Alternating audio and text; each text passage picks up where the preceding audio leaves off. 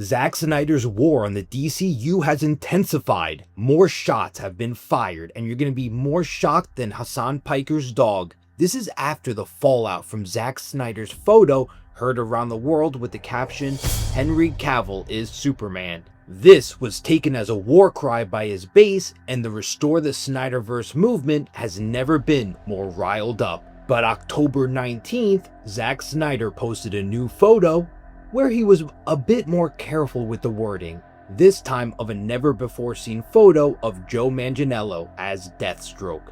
Based on the outfit, it looks like it happened during a nightmare sequence, which was a peek into the apocalyptic world Darkseid would create here on Earth. This is not the second shot being fired, but this provides important context. Although, keep in mind, many in the Restore the Snyderverse movement even took this as a statement, with Aaron Fisher stating, "Zack Snyder has not moved on." It was Joe Manganiello, former Deathstroke's actor, interjection in the war between Zack Snyder and the DCU that has caught endless buzz. Because of this photo, many have gone to his social media only to see that a major escalation in the battle happened a few days ago. Joe retweeted a post calling for the DCEU to be sold to Netflix, as well as Restore the Snyderverse. You may remember Joe Manganiello was recently told by James Gunn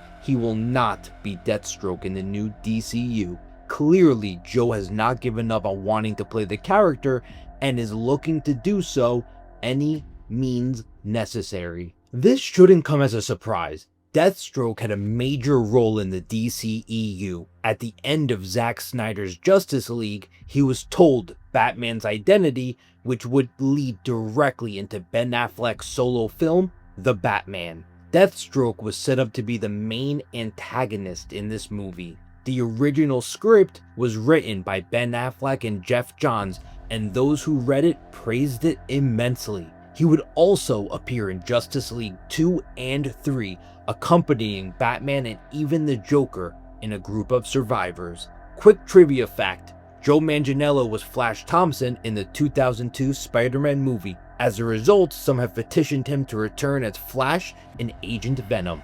All of this turmoil among the DC fandom comes at a precarious time for James Gunn's DCU. There is a very decent chance Warner Bros. Discovery could be purchased before the imminent split within the company. Paramount has just tested the waters with an early bid, which was rejected.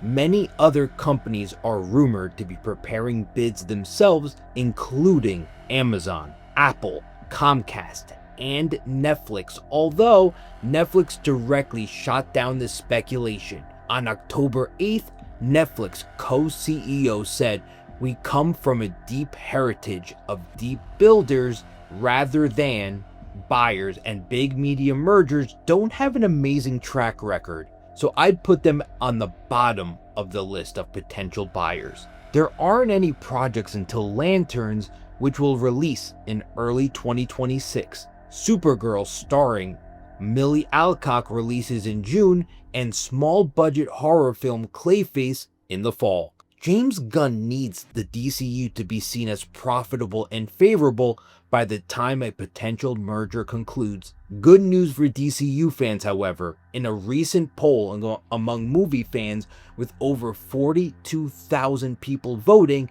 61% indicated they are excited for the future of the DCU. 23% said they are not excited, with 11% saying they haven't seen anything within the new DC universe. 5% are unsure. What are your thoughts on the war between Zack Snyder's coalition and James Gunn's DCU? Is the Snyderverse movement the ex-girlfriend who keeps asking about closure despite getting it? Do you think James Gunn's DC universe is dead on arrival and not even Guy Gardner's hair has you excited? Comment below.